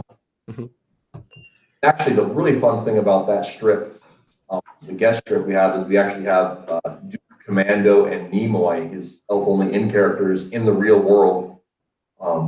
And Duke Commando's been seen in the real world once in his strip. Nimoy's never been seen in the real world. So I got to use his designs that he gave me about what he thought he looked like, and develop a character design based on that and the whole thing. And he told me he thought he really liked it. Thought I nailed, especially Duke's attitude in the real world. He thought I just got it perfect. And I was like, yay! So that was fun. But yeah, with that, it's like I said, Forces is just kind of taken over. But that's just one part of our universe, right? And you and I have talked about world building in the off stream, of course. And I have a huge timeline, and I think I showed that to you. You did, yeah. How crazy! I read through all of it. Yeah, what it is. So there is, in fact, I'll put it this, because I have kind of a timeline of my own, but what I've discussed, because you went back very far. Yes. And I've kind of got something like that myself, and what I'm discovering is that it's really difficult to have something like that written out when you're not sure what you're going to change later. And that's something I've discovered, is that as I'm writing it, I'm thinking, I don't want to set in. I try to reserve a timeline like that for things only that are set in stone, so I can maintain continuity. Right. I might have, sort of a scratch pad for ideas and things. But what I discovered is that as I'm writing, as I'm drawing, I'm thinking, wait a second. Oh, it would be so cool if we did this. And then I have to go back to the timeline thinking like, oh, yeah, well, that happened, but I didn't draw it into the comic yet, so it's not canon, and I can change that. Yeah. Well, and that's one of the things too, that like working with a team, when we first set out, we had these things that we wanted to be solid. And then there are some things that have been changed as it went with history. We were originally going to just divert. We were originally just going to divert our timeline at 1938. Right? Mm-hmm. So the introduction of the first superhero was to be the thing that differentiated our universe, the real world, from our comics universe. And so the first superhero, and it was so that, and our 20th century was designed after the flow of comics in the real world. Mm. You got the campy 60s, and you've got the in the 70s, the Bronze Age, the more serious stuff going on, and then you've got the grim and gritty 80s and 90s and all that kind of stuff. And Forces was designed to be the sunny spot in the dark age, right? Mm-hmm. And so that was part of how we built on that. But one of the things we realized as we incorporated these other kind of characters, and werewolves and demons and the Magic Lantern, our first superhero, Al Jin, is powered by a magic lantern. Sure. That has to exist before, because the Magic Lantern wasn't invented. So we have to go at least back to the 7th century before Islam was created, when the Jinn legends began. So that's different. The derivation's there. And wait, if we're dealing with demons, then that has to go back. And so it's for the stuff that we wanted to incorporate, it's all built on precedent. So it has to go back. Well, if you think about it, every work of fiction is set in its own universe. Yes, it has to be. It has to be. And the only thing that they have in common usually is that work of fiction doesn't exist in its own universe. Yes. You want to be completely meta. But then, I was just going to say, but then when that's established, then you start having to think, well, how different is that universe going to be? Because is it going to be just slightly different? Because we usually just take for granted that when we're looking at a work of fiction, we assume that it's basically just like our world, except for the characters we're reading about. Right. Otherwise, things get a little weird. If the president of the United States is a completely different person, if they might have different characters in place of celebrities whose identities they can't legally use, fine. But then when you start getting to a bigger, longer timeline, you think, okay, well, now are we going to get into an alternate history timeline sort of thing? Or how different is this world going to be from the one that most people understand and refer to? So. And I was talking about in our chat, we've got a couple of webcommenters, and actually Doug Garrett, I didn't say hey to you yet, I don't think. Hello. Doug is done the comic Lone Wolf. I don't know if you've seen that popping around on Twitter at all. I don't know who that was. Quite good stuff. Excuse me. About a Native American monster hunter, which is very fun stuff. My goodness, Paul Belchi. Terrible. Carl's Amateur Hour. He does a webcomic called Hullgrave, and it's set in a world that is drastically different than our timeline, wherein somebody tried to harness the power of the Earth at the Earth's core and burnt away all of the water in the oceans. And so there's still freshwater seas and springs, but the continents are separated by massive gaps of like canyons. And so by these massive canyons, and so instead of having boats, they all have airships. And it's and I think that happened like I don't remember. It's very different. Geopolitics is different. All kinds of concepts of organized religion are different. It's wild. And the metal, he says, my work of fiction does exist in its own universe. It's just never caught on, so no one really knows about it. I feel that, metal. I feel that. Very much so. So it is 10 to the hour. So I just want to let you know that I got to cut out right at 9 to go pick my kids up from a thing, which is 10 o'clock your time. So you're probably going to want to go to bed soon. But with that, before we get on with that, I want to go ahead and ask, what is your impetus? What makes you still make webcomics? Oh, I was just thinking about that today, and it's kind of I don't know exactly what it is, I think in many ways, when I start doing something, I just kind of feel like I have to keep doing it. But what I really think it is that these characters in my comic feel real. And I feel like they've got a story, and breathing life into them on a page, it's that whole creative process feels good. Being able to create a world with these characters and having their story continue, because no one can really explain exactly what makes an artist pursue something like that. But in a story, particularly a story that's visual, in a comic, as long as I keep drawing these characters, they're still alive, basically.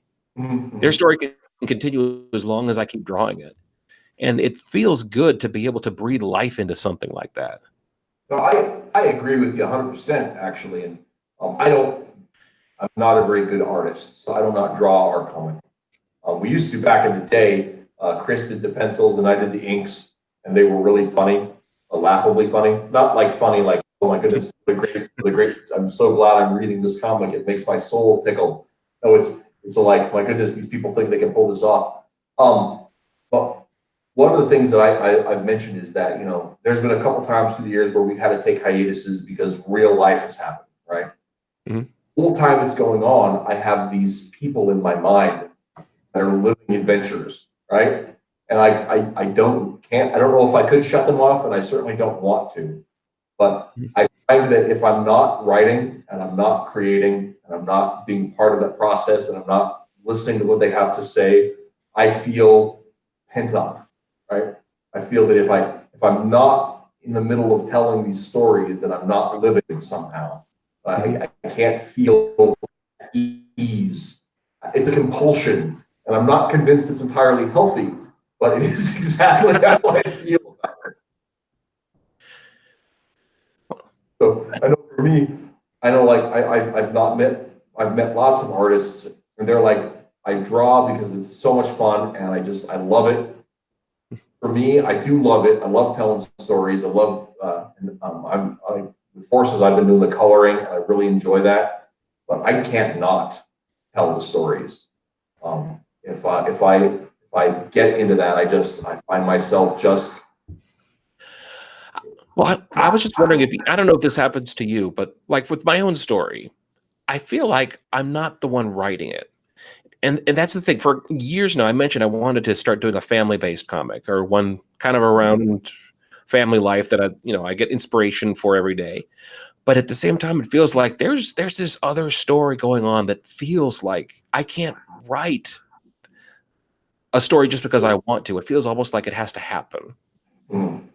Because like the current story I'm doing in the comic, that had been kind of bubbling up for a couple of years, but I just thought I got to get this out first. Well, actually, that's one of the things that's really interesting is before you started this, when you were working on the reunion story, we were talking about some of these points. They're in the background of the universe, and you said, "I don't think I'm ever going to explain this. I don't think anyone needs to know about what's going on with that. It's just back matter. It just informs the decisions of the people going on." And I'm sitting there with when you had the one with when Angie and why is my brain not working? When they're in 8th grade, though, right? Right. Yeah. He was digging into that stuff he didn't think he was going to dig into. Like I can see that. That's just like it's that these stories have a place to be told. Mm-hmm. For me, because I'm such a fan of your universe and your context, I am very glad to be seeing Terry's dad show up again, and to go back into the Mudricks and the world beyond there. And I mean, I had fun. I stole that in playing history stories so that I could explore that myself. So I don't mind at all that you're digging back into it, because I want more. Well, the funny thing about like a universe like this is it seems to almost build itself in a way. Because when I was doing Cortland, in the last decade or so, a lot of the stories I actually put myself under pressure because I was a part of this competition to draw a comic every day, whether I had a story or not. And at the same, I drew and I drew and I drew and I drew and I just kept on going. And sometimes I had to switch stories because I couldn't think of anything for the current one. But then now, years later, even when I'm not currently writing about, being inside of the Rick's Mud universe in this digital world, or whether the kids are back in they're eighth grade kids again and reminiscing about their summer gone by or whatever. At the same time I'm drawing that, I'm thinking, hey, wait a second, I never really got into why this is happening or why that's happening. And it's almost like in the background of my mind, as I'm drawing one story, the other story is like almost writing itself and saying, hey, you need to explain exactly why that happened or why this is happening. So it does. It really does. It does very much so. That's one of the things that, like I said, I love seeing how those threads connect. And, one of my big hobbies is digging into, not huge hobbies, but I love digging into the universes, other people's universes, and seeing how they're put together. One of the guys that just came into the chat a little bit ago was Dan Sakharov, who's he and some of his fellows were putting together the Mythoverse. And man, their universes, it's going to be fun. I cannot wait to get my copies when they put those to print, because it's another alternate history, but theirs is where magic exists and their timeline diverts with Charlemagne from our. So that's it's gonna be a fun one. To see the way people put together. One of the comics I'm reading right now, like print comics, is Punchline by Matt Weldon and Bill Williams. I don't remember Bill's last name. He's the writer though. Anyway, and their world is just so much fun. I can't wait to get that every month because it's a great little thing there. So really digging on that. But yeah, I love that stuff. Well, it is 2 minutes till. By the time we wrap everything up, it's going to be time to quit. So Matt, I want to thank you so much for coming on. Where can people find you? Well, people can find my comic at outat5.com, and they can find me here in Omaha. So yeah, that's probably the end. Twitter handle is outat5, or I'll put it at outat5. Obviously, or you can also follow me at Cornstalker. I still have a website at cornstalker.com, but it hasn't been updated in a decade, and there's not much left there. But that's where you can find me and most of my what I'm up to. So I will put a little plug out for the Cornstalker website. If you go to the one of my favorite pieces about it is if you go to the message boards, they don't work right, but inside of the Alpha Only In message board, there is a somebody put together an index of every storyline that Josh put together in Alpha Only In. And because it's on KeenSpot, it's all still there. So you can connect yourself and read through Alpha Only In and have some fun with that because it's.